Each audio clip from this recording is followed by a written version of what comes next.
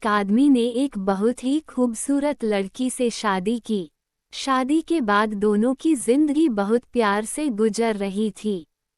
वो उसे बहुत चाहता था और उसकी खूबसूरती की हमेशा तारीफ किया करता था।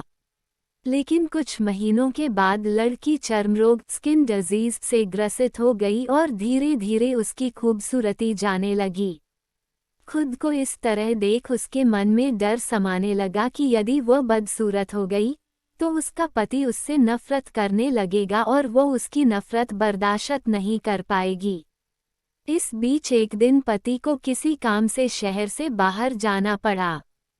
काम खत्म कर जब वह घर वापस लौट रहा था, उसका एक्सीडेंट हो गया। एक्सीडेंट में उसने अपनी दोनों आंखें खो दी, लेकिन इसके बावजूद भी उन दोनों की जिंदगी सामान्य तरीके से आगे बढ़ती रही। समय गुजरता रहा और अपने चर्मरोग के कारण लड़की ने अपनी खूबसूरती पूरी तरह गंवा दी।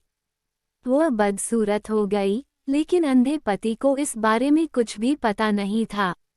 इसलिए इसका उनके खुशहाल विवाहित जीवन पर कोई प्रभाव नहीं पड़ा।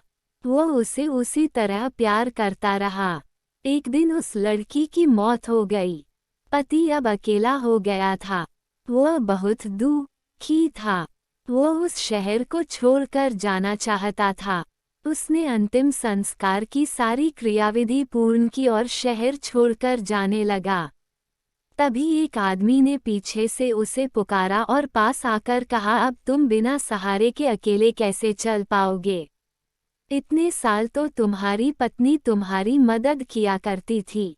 पति ने जवाब दिया, दोस्त, मैं अंधा नहीं हूँ। मैं बस अंधा होने का नाटक कर रहा था, क्योंकि यदि मेरी पत्नी को पता चल जाता कि मैं उसकी बदसूरती देख सकता हूँ, तो यह उसे उसके रोग से ज़्यादा दर्द देता।